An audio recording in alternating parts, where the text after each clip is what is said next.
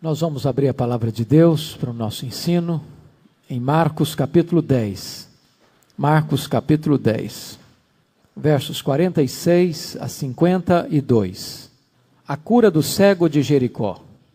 E foram para Jericó. Quando ele saía de Jericó, juntamente com os discípulos e numerosa multidão, Bartimeu, cego mendigo, filho de Timeu, estava sentado à beira do caminho. E ouvindo que era Jesus o Nazareno, pôs-se a clamar: Jesus, filho de Davi, tem compaixão de mim. E muitos o repreendiam para que se calasse, mas ele cada vez gritava mais: Filho de Davi, tem misericórdia de mim. Parou Jesus e disse: chamai-o. Chamaram então o cego, dizendo-lhe: tem bom ânimo, levanta-te, ele te chama. Lançando de si a capa, levantou-se de um salto e foi ter com Jesus. Perguntou-lhe Jesus: que queres que eu te faça? Respondeu o cego: Mestre, que eu torne a ver. Então Jesus lhe disse: vai, a tua fé te salvou. E imediatamente tornou a ver e seguia Jesus estrada fora. Amém. Nós vamos meditar sobre o tema uma trajetória das trevas para a luz. Uma trajetória das trevas para a luz. Antes de entrar na exposição desse texto, nós vamos procurar dirimir, resolver algumas aparentes contradições do texto. Este texto da cura do cego de Jericó é relatado pelos três evangelhos sinóticos, por Mateus, Marcos e Lucas. Quando você lê o registro de Mateus, no capítulo 20, Mateus fala de dois cegos e não de apenas um cego. Quando você lê o relato de Lucas, diz que Jesus estava entrando em Jericó, quando curou o cego. E Marcos diz que Jesus estava saindo de Jericó, quando curou o cego. Alguns críticos dizem: eu não posso crer na inspiração da Bíblia, porque encontro aqui contradição. Se Jesus curou um, não podiam ser dois. Se eram dois, não podia ser um. Se ele curou o cego na entrada da cidade, não podia ser na saída da cidade. Se foi na saída da cidade, não podia ser na entrada da cidade. Como é que nós vamos dirimir este problema? Se você perceber, em primeiro lugar, nem Marcos nem Lucas afirmam que havia apenas um cego. É bem verdade que Lucas e Marcos mencionam apenas um cego, mas o fato de não ter mencionado o outro não significa que ele não existiu. Porque é que Marcos apenas nomina um dos cegos e o chama pelo nome? Isso nós não sabemos, mas não há contradição. Por que essa questão da entrada e da saída? É simples. Haviam duas Jericós. A Jericó antiga, basicamente só sobrando as suas ruínas. E vocês se lembram lá de Josué capítulo 6, quando aquela cidade foi destruída. E lá no versículo 26 de Josué 6, houve um juramento de que maldito seria aquele que reconstruísse aquela cidade. Então desta cidade só restava ruínas.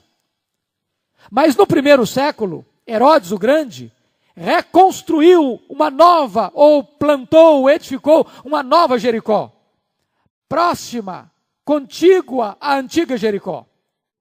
E esta nova Jericó era uma cidade belíssima, a cidade das palmeiras, dos jardins engrinaldados de flores. O palácio de inverno de Herodes ficava nesta nova Jericó. Havia teatro, anfiteatro e casas de banhos. E então como é que nós podemos conciliar o registro então de Lucas e de Marcos? Certamente este cego devia estar na saída da cidade velha, na entrada da cidade nova. E desta maneira cada evangelista olhava para uma Jericó. Um apontava para a saída, o outro apontava para a entrada. Não há contradição.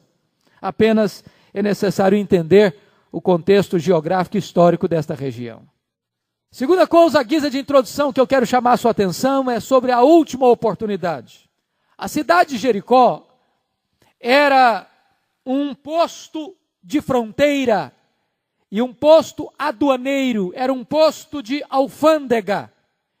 Para as pessoas que vinham da Galileia, que vinham da Pérea, que precisavam subir para a cidade de Jerusalém, Jericó era o último posto de abastecimento dos peregrinos. Era em Jericó que as caravanas que iam para as festas judaicas, e normalmente aquela região de Jerusalém a Jericó, que dá aí em torno de 25 quilômetros, é um despenhadeiro, descendo de Jerusalém para Jericó, onde tem muitas montanhas, onde tem muitas cavernas, onde tem muitos desfiladeiros, e era onde os marginais se colocavam para assaltar as pessoas. Sobretudo depois que Herodes o Grande construiu o templo de Jerusalém, e de uma leva só mandou milhares de pessoas embora do trabalho, muitas dessas pessoas tornaram-se marginais e se escondiam pelas cavernas deste trecho de Jericó a Jerusalém, ou Jerusalém a Jericó, e desta maneira as caravanas que subiam, chegavam em Jericó, formavam grupos e em caravanas iam até a cidade de Jerusalém. A cidade de Jericó não era apenas a última oportunidade para viajantes, para se reabastecerem, para formarem grupos de viagem. A cidade de Jericó aponta para nós a última oportunidade para esse cego. Porque Jesus passou por Jericó pela última vez. Ele estava indo para Jerusalém. Naquela mesma semana, ele haveria de ser preso, sentenciado, condenado e pregado na cruz. Se aquele cego não tivesse aproveitado aquela oportunidade, ele a teria perdido totalmente, definitivamente, inapelavelmente. Oportunidade vem e vai. Lá em Paris existe um monumento à oportunidade muito sugestivo.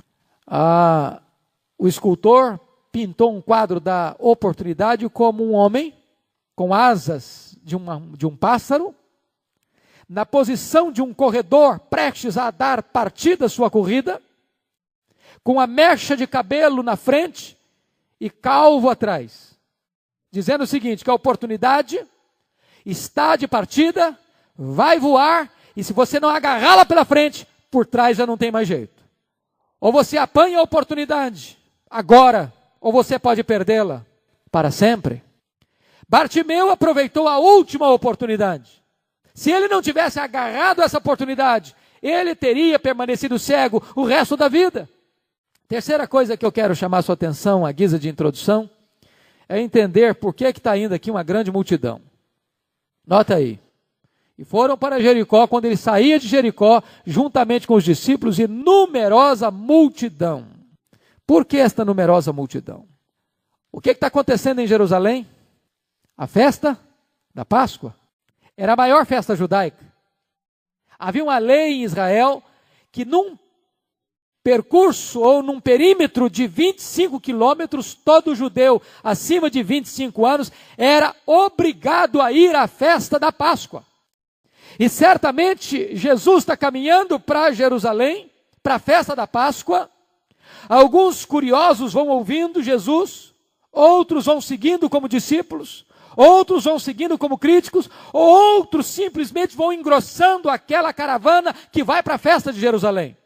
Obviamente nem todas as pessoas podiam ir para a festa, ou por doença, ou por problemas outros. E o que acontecia com este grupo que não podia ir? Via de regra, este grupo ficava à margem da estrada, na beira das ruas, saudando as pessoas que iam, as caravanas que iam, desejando aos peregrinos uma feliz e segura viagem para Jerusalém. Daí nós podemos entender que na verdade havia uma grande caravana e que Bartimeu estava à beira do caminho, e tem sentido ele estar à beira do caminho, até porque as pessoas que iam para a festa tinham a obrigação moral de dar esmolas aos pedintes, e então ele está clamando do meio desta multidão: Jesus, filho de Davi, tem compaixão de mim, tem misericórdia de mim. Eu quero agora chamar a sua atenção para nós olharmos para a história deste homem, para a história deste cego. Primeiro ponto, vamos olhar aí, sua condição antes de Cristo. Sua condição antes de Cristo. E o primeiro ponto que eu destaco é que Bartimeu vivia numa cidade condenada. A cidade de Jericó era uma cidade debaixo de maldição divina. Se você ler lá em Josué 6:26, maldito diante do Senhor seja o homem que se levantar e de reedificar essa cidade de Jericó. Qual era a maldição? Diz o texto, com a perda do seu primogênito lhe porá os fundamentos, e à custa dos mais novos as portas. No momento em que aquela grande fortaleza ruiu, símbolo do pecado, da maldade, da violência, da idolatria daquela terra, aí a lavratura de uma sentença sobre a cidade não podia ser reconstruída. Jericó era uma cidade então debaixo desta maldição. Segundo lugar, Jericó era uma cidade ao mesmo tempo, não a velha Jericó, a nova Jericó era uma cidade encantadora. Os estudiosos dizem que era a cidade das palmeiras e dos sicômoros. Que quando o vento do deserto batia, as palmeiras esvoaçavam a sua cabeleira e esparramavam o seu perfume por aquele grande vale do Jordão. Era a cidade de jardins, era a cidade de inverno, era a cidade do rei Herodes, era a cidade onde vivia também os sacerdotes que trabalhavam no templo. Vocês sabem que havia em torno de 20.000 sacerdotes e levitas encarregados do templo, do serviço do templo, em 26 turnos diferentes. Obviamente, nem todos os sacerdotes podiam trabalhar o tempo todo. Tinham turnos de trabalho. E muitos desses sacerdotes moravam em Jericó e trabalhavam em Jerusalém. De certa forma, Jericó era uma cidade dormitório. Era a cidade do lazer. Era a cidade do período das férias. Era a cidade do momento de descanso. E Bartimeu vivia nessa cidade. Terceiro lugar era a cidade, não apenas encantadora, mas disse, a cidade dos prazeres, das águas termais, das piscinas, das casas de banhos. E se você notar, esta é uma das regiões, daqui a pouco eu vou falar, da maior concentração salina, talvez, do universo. Então era propícia para os banhos. Quarto lugar, Jericó era uma cidade que ficava no lugar, e fica no lugar mais baixo do planeta. Eu não sei se vocês têm esse dado geográfico. Jericó fica no lugar mais baixo do planeta Terra. Jericó fica aproximadamente 400 metros abaixo do nível do mar. O lugar mais baixo do planeta está lá. Talvez como um retrato da depressão deste homem. Talvez a história e a geografia da cidade é um retrato e um reflexo e uma extensão do estado de depressão, de caos, de fosso em que este cego se encontrava. Quinto e último lugar, Jericó era uma cidade às margens do Mar Morto. Você sabe que o Mar Morto é um lago, basicamente, proporcionalmente bem parecido com o Mar da Galileia, enquanto que o Mar da Galileia, ao norte, é de águas doces, é um rio, um grande lago que recebe mar. As águas do Jordão desembocam no Mar Morto. E o Mar Morto é o lugar da maior concentração salina. A 33% da água do Mar Morto é sal, é um óleo salgado. Desta maneira você não afunda tomando banho no Mar Morto. Não tem perigo de a pessoa não saber nadar. É só tirar os pés do chão e você boia. Você pode ler seu jornal de barriga para cima e nadando no mar Morto. O único problema é que você não pode deixar cair água no olho, porque arde igual pimenta, pela grande concentração de sal. Tudo que entra naquele mar morre, não há vida às margens do Mar Morto. Não há vida. Note você que coisa interessante. O Jordão é símbolo da vida, porque o Jordão distribui as suas águas. Mas o Mar Morto, que só recebe e não dá, ele morre. Isso é um símbolo da vida. Aquele que só recebe e não dá, aquele que só quer para si e não distribui, ele morre. Então a geografia desta cidade reflete a vida deste homem. Reflete a vida deste cego. Segunda coisa que este homem tem, meus irmãos, no sentido da sua descrição, é que ele era, diz o texto no versículo 46, que ele era cego e mendigo. Ele não tinha luz nos olhos e nem dinheiro no bolso. Ele estava entregue às trevas e também entregue à miséria. E o que é um cego? É alguém que não sabe para onde vai. É alguém que é dependente muitas vezes. Mas este homem, por ser cego, não sabe para onde vai. Por ser mendigo, não tem para onde ir. E há um fato curioso aqui. Nós não temos registro de curas de cegos no Antigo Testamento. E há uma profecia, tanto em Isaías 29, quanto em Isaías 35, versículo 5, que a era messiânica viria com a cura dos cegos. O Messias abrindo os olhos aos cegos. E certamente este homem escutou essa mensagem. E ele certamente ouviu que Jesus Cristo tinha curado outros cegos antes dele. E ele compreendeu que estava ali a grande oportunidade da sua vida, e quando Jesus está passando por Jericó, ele começa a clamar: Filho de Davi, tem misericórdia de mim. Ele era cego, ele era mendigo. Terceira coisa, Bartimeu não tinha nome. Mas como assim Bartimeu não tinha nome? A palavra Bartimeu vem do aramaico, que significa filho de Timeu. Você conhece gente assim que não é conhecida pelo nome, mas pelo pai que tem, pela mãe que tem? Ah, você é filho do fulano de tal? Ah, você é a filha da fulana de tal? Quando ele andava pelas ruas, ninguém sabia quem ele era. Ele não tinha importância. Ninguém lhe dava valor. Ninguém atribuía a ele significado real de vida. Apenas o conheciam como filho do senhor Timeu. E eu fico imaginando que este homem, além de ser cego e além de ser mendigo, ele tem uma autoestima achatada. Ele não tinha saúde, ele não tinha dinheiro e ele não tinha prestígio. Ele não tinha amor próprio, não tinha valor próprio. Certamente carregava não apenas a sua capa, certamente embaçada, encebada, mas ele também carregava uma alma ferida, a autoestima achatada, as emoções amassadas. Era este o quadro deste homem. Quarto lugar, este homem, diz o verso 46, que estava à margem do caminho. A margem do caminho significa alguém que está fora da chance, fora da oportunidade, fora do projeto. Ele não está indo para a festa, ele não está celebrando com o povo, ele não faz parte da caravana que vai celebrar, que vai festejar. Ele está escanteado. É alguém esquecido, é alguém descartado, é alguém que a sociedade já desistiu dele. Era assim que este homem, na verdade, se encontrava à margem do caminho, à margem da vida, à margem da oportunidade, à margem da atenção, à margem da vida, à margem da felicidade. Agora vamos ver o segundo ponto. A sua decisão por Cristo. Sua decisão por Cristo. Primeira coisa que você nota é que Bartimeu buscou a Jesus na hora certa. Isso é fantástico, irmãos. Ele buscou Jesus na hora certa. Versículo 47, ouvindo que era Jesus, o Nazareno, pôs-se a clamar: Filho de Davi, tem compaixão de mim. Por que ele buscou Jesus na hora certa? Ele buscou Jesus na hora certa porque Jesus estava passando por Jericó pela última vez na história. Jesus estava indo não para Jericó, Jesus estava indo para Jerusalém. Até a cidade de Samaria não hospedou Jesus, porque liam no seu rosto que ele estava determinado a ir para Jerusalém. E aquele cego entendeu isso.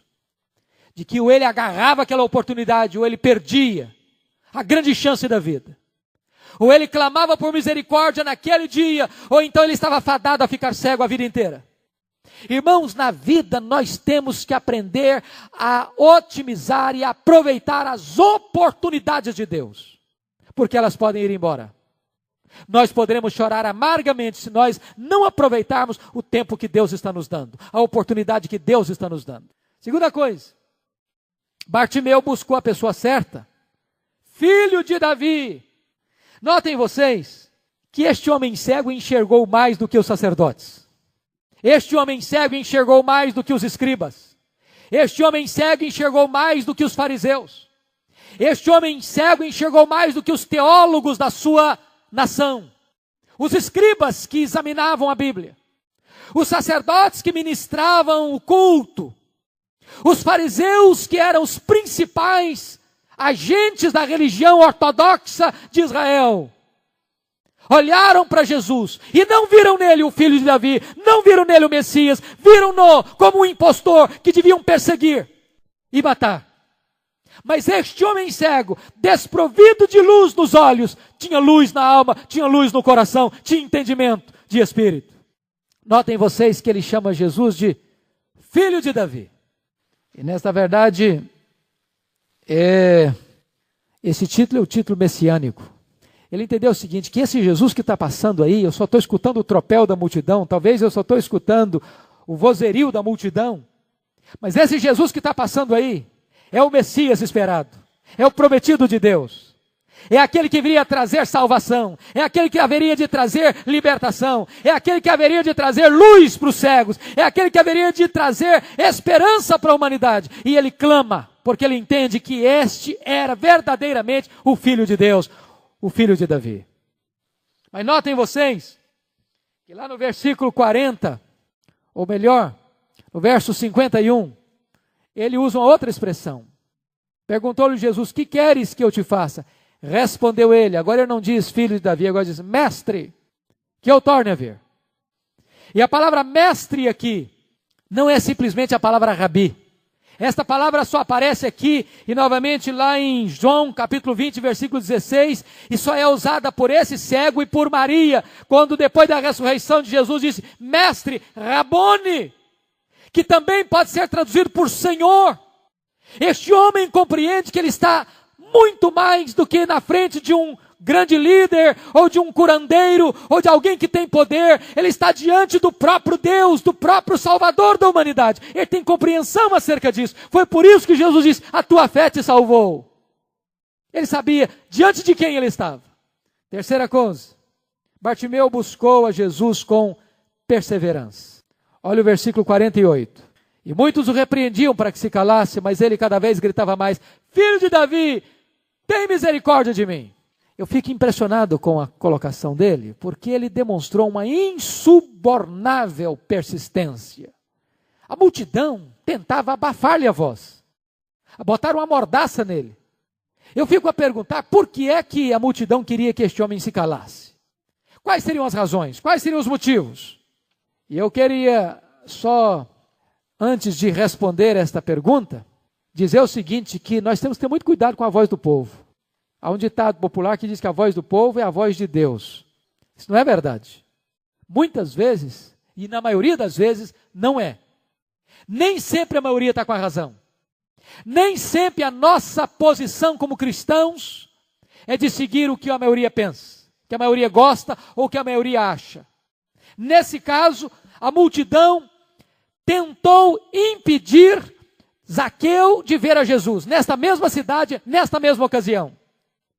E a mesma multidão tenta impedir o cego de estar com Jesus. Tenta impedir Zaqueu de ver, tenta impedir Bartimeu de estar com Jesus. Se você ler lá em Atos, capítulo 27, você vai perceber lá que quando Paulo disse para as pessoas que estavam embarcando para Roma, olha, não é seguro fazermos esta viagem. Se nós viajarmos, nós vamos ter grandes prejuízos, não só do navio, não só da carga, mas também das pessoas. Diz a Bíblia que o capitão do navio não deu atenção ao que Paulo falava. E diz ainda o texto bíblico lá em Atos 27 que, consultando, a maioria foi da opinião de que eles deviam embarcar e sair para Roma.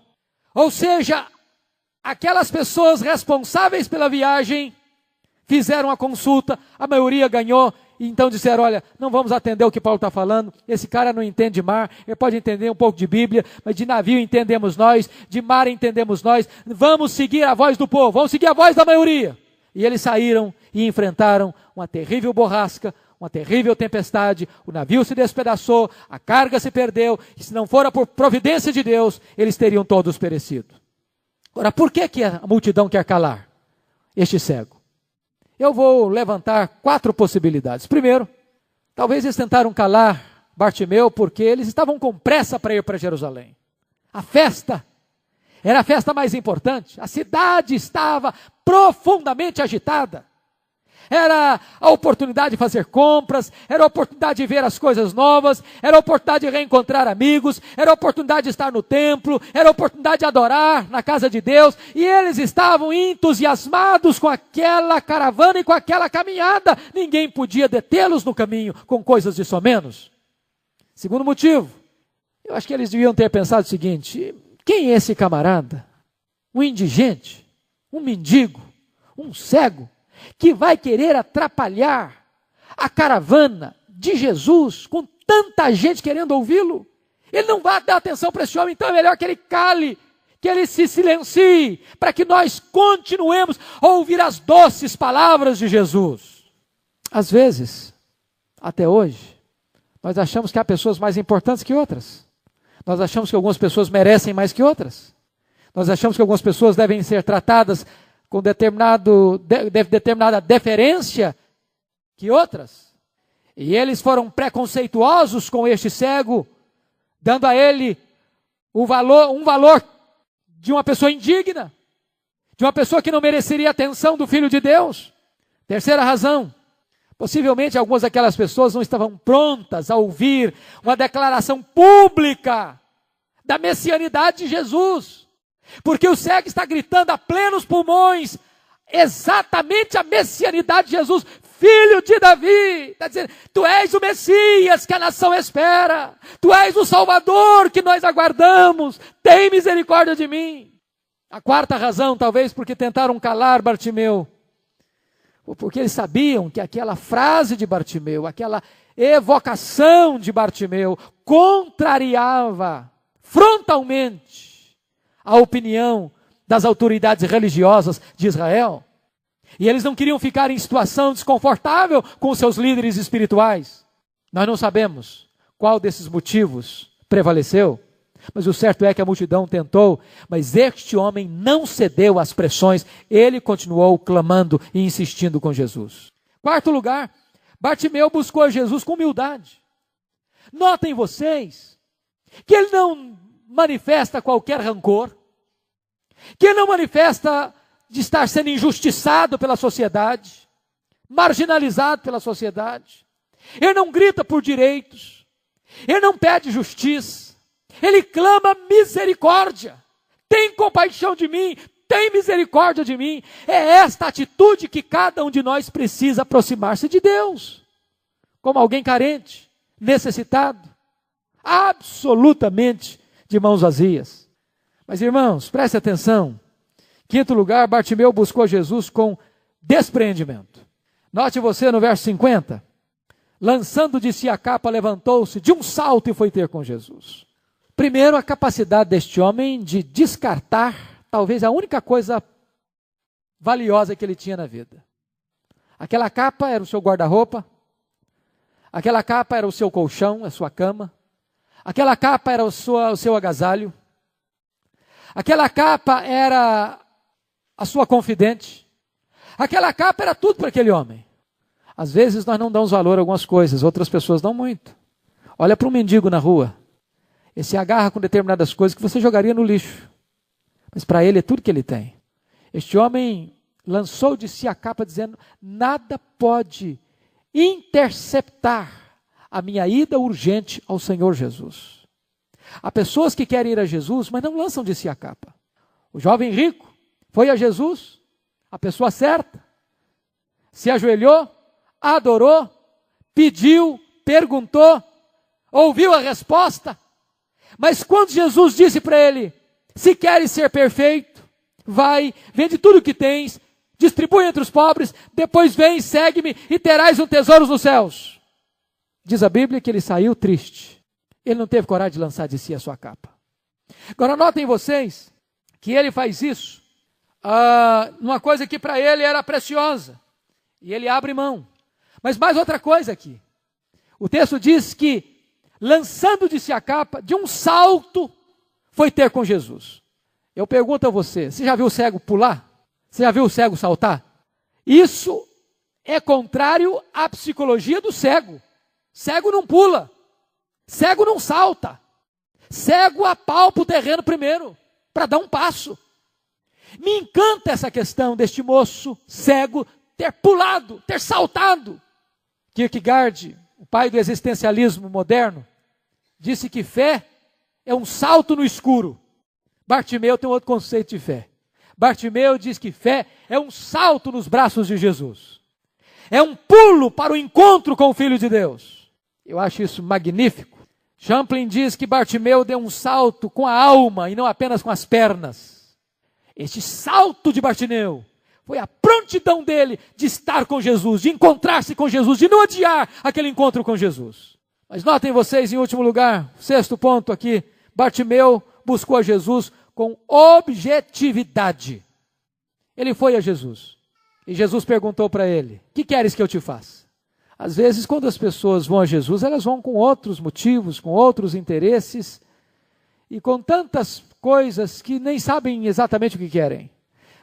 Por isso Jesus Cristo perguntou para João e Tiago, quando foram fazer um pedido para ele, Jesus perguntou: que quereis que eu vos faça? Jesus perguntou para o paralítico lá em Betesda: queres ser curado? E agora Jesus pergunta para o Bartimeu: que queres que eu te faça? Ele não pede uma esmola, ele não pede uma casa para morar, ele não pede um asilo para passar a velhice dele, ele não pede uma gorjeta poupuda, ele vai direto no ponto: mestre, que eu torne a ver, que eu torne a ver. Ele precisava de luz, ele precisava de vida, e esta é uma questão fundamental. Talvez Jesus está perguntando hoje para você, para mim: que queres que eu te faça? Qual é a sua necessidade hoje? O que aflige a sua alma hoje? Qual é a carência do seu coração hoje? Se você ainda não teve um encontro real, pessoal, transformador com Jesus, você precisa pedir isso. Eu quero vida, quero salvação, eu quero perdão, eu quero luz. Mas talvez você já teve um encontro com Jesus e Ele ainda, na sua misericórdia e graça, pergunta a você nesta noite: o que é que você quer que eu faça na sua vida? Qual a sua necessidade? Qual o seu problema? Você está hoje aqui diante daquele que tem todo o poder. Irmãos, esta é uma dimensão do culto fundamental. Nós, quando chegamos à casa de Deus, nós não chegamos aqui apenas para receber uma instrução. Nós estamos aqui para encontrar a pessoa viva do Senhor Jesus. Aquele que age, aquele que intervém, aquele que responde oração, aquele que opera maravilhas ainda hoje. Nós não estamos aqui apenas para esticar nossa mente, apenas para juntar mais acervo de conhecimento. Nós estamos aqui para um encontro pessoal com o Rei da Glória. Que queres que eu te faça? Ele ainda hoje pode abastecer a nossa alma com as benesses da sua graça. Ele ainda hoje pode suprir as nossas carências. Ele ainda hoje pode trazer luz aos nossos olhos, alívio dos nossos fardos. Por isso eu chamo a sua atenção para o último ponto: a sua nova vida em Cristo. Veja o verso 52. Então Jesus lhe disse: vai, a tua fé te salvou. Eu fico maravilhado, irmãos, com a atitude de Jesus com aquele cego. Diz o texto que a multidão gritava para ele parar, para ele se calar. Diz a Bíblia: parou Jesus. Parou Jesus. Diz o texto que os seus discípulos o seguiam. E quem mais seguia? Uma numerosa multidão. É a pressa, é a urgência, é a corrida para a festa. Mas diz a Bíblia que num mundo que se agita, que corre, que caminha apressadamente, Jesus para. Jesus para quando há alguém necessitado. Eu quero dizer para você, meu amado irmão, que o Senhor Jesus está atento a cada oração que você levanta a Ele junto ao trono da graça. Você não é apenas um número na massa, você não é um rosto sem nome, você não é uma pessoa que só é conhecido pelo nome do seu pai e da sua mãe. Deus conhece você, Ele sabe quem é você, Ele sabe do seu nome, Ele sabe da sua dor, Ele sabe da sua necessidade, Ele para ouvir você. Parou Jesus e disse: chamai-o. Jesus quer um encontro com você. Não era apenas Bartimeu que queria encontrar-se com Jesus, é Jesus quem quer encontrar-se com ele. Aliás, a Bíblia diz assim: é Deus quem opera em nós tanto querer quanto realizar.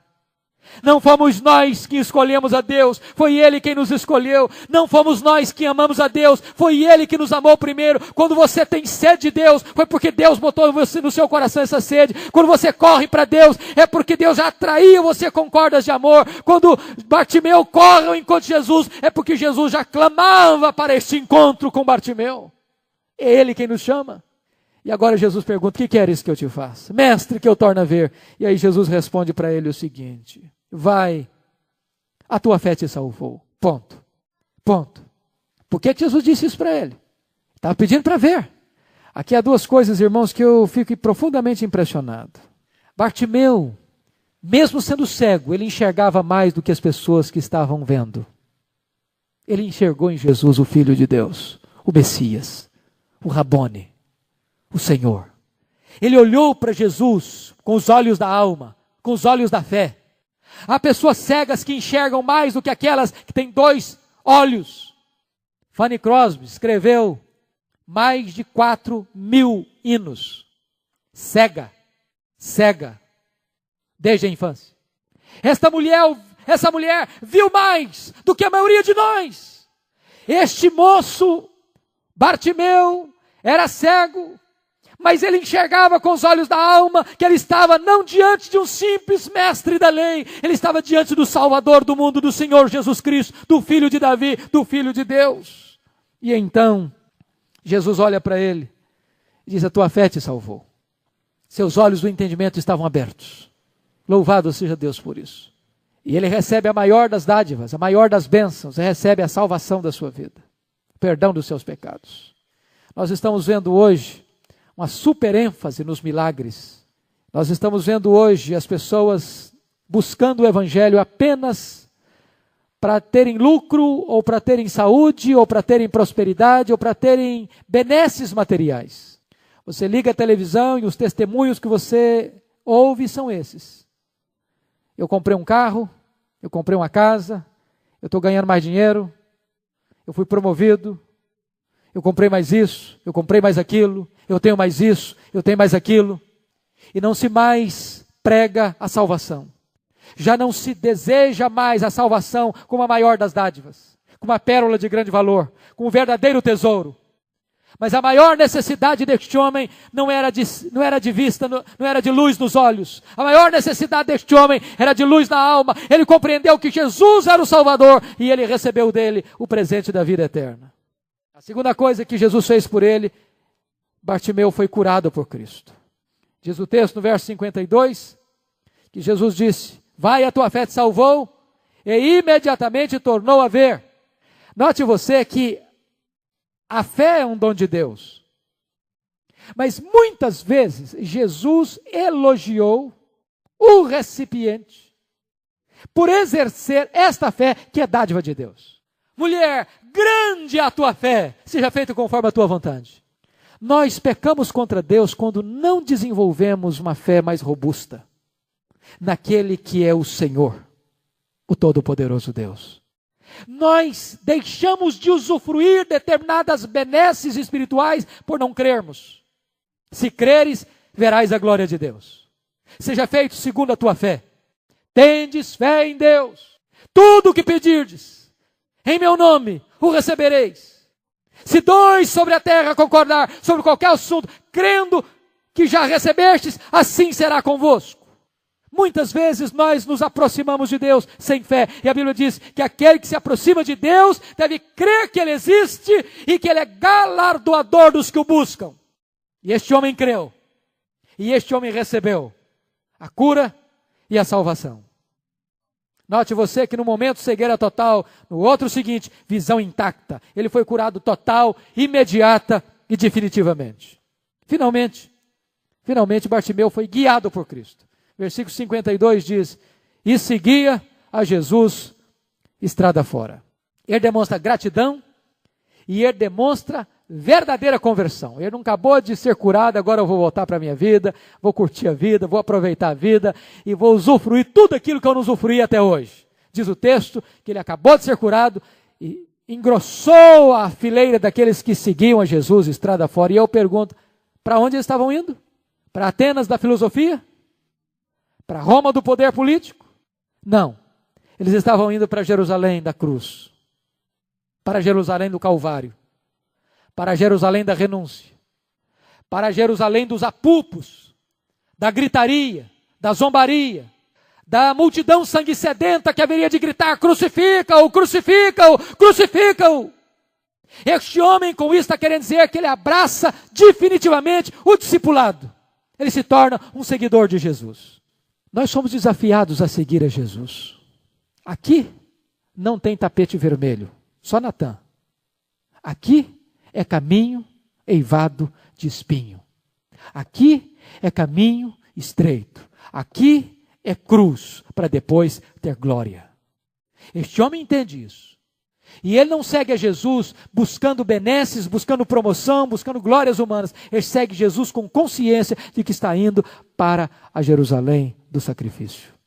E eu quero terminar dizendo o seguinte, que Jesus está passando por aqui também. Há um hino do Inário Evangélico que infelizmente foi tirado do Inário Novo Cântico. Cristo vai hoje passar. Como eu gostava de cantar aquele hino. Cristo vai hoje passar. Este templo pode ser a Jericó. E Jesus está passando por aqui. Ele conhece cada um de nós. Ele sabe como está cada um de nós. E você pode também erguer a Ele o seu clamor. Mas talvez Jesus vai passar por aqui, pela sua vida. E eu não sei se esta é mais uma das oportunidades ou se esta vai ser a última oportunidade. Não é sensato nem seguro você perder a oportunidade que Jesus está lhe dando. E eu concluo com um fato que marcou muito a minha vida. Nos dias 5, 6 e 7 de agosto de 1989, eu estava pregando numa cruzada evangelística em Barra de São Francisco. Estava comigo lá pastor Josué Rodrigues, conduzindo os cânticos naquela cruzada. Eu me hospedei na casa do presbítero Samuel Cardoso, um amigo particular, pessoa muito especial e querida. E eu me recordo bem que na sexta-feira, o presbítero Samuel Cardoso, que é um fazendeiro na região, convidou todos os seus empregados que trabalhavam na lavoura, todos os seus amigos, parentes, para irem para a cruzada. Mas naquela sexta-feira, um sobrinho dele que foi convidado não atendeu o convite e foi para um baile. Durante a noite, bebeu o quanto pôde. Bem de manhã, retornou do baile bêbado. A sua mulher, esposa honrada, fiel, cristã, tinha saído bem cedo de casa para fazer a feira. E quando aquela mulher voltava da feira, aquele homem voltava do baile. E ele começou a provocar sua esposa, na frente da sua filha. E aquele homem, ainda sob o poder do álcool, pegou a sua arma, sacou da sua arma e atirou na sua mulher. Um único tiro, alvejou o coração dela e ela caiu morta, aos pés da filha de 7 anos de idade. Eu estava lá e vi um dos quadros mais horríveis da minha vida. Aquela criança desesperada, ao ver a mãe no caixão, a mãe daquela mulher inconsolável, a sogra, mãe do assassino, no quarto contíguo, chorando, desesperada, envergonhada, um quadro de opróbrio, de tristeza e dor. Naquela cruzada, dezenas de pessoas receberam a Cristo.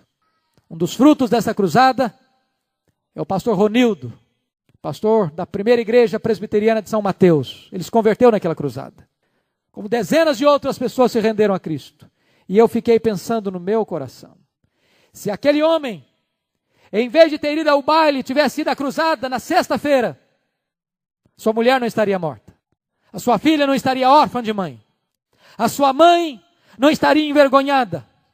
E ele não estaria com a culpa pesando sobre a sua alma. Tudo porque um homem deixou de aproveitar uma oportunidade na vida. Cristo vai hoje passar.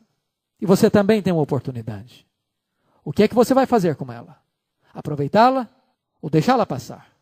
Se nós deixarmos a oportunidade passar, talvez será tarde demais.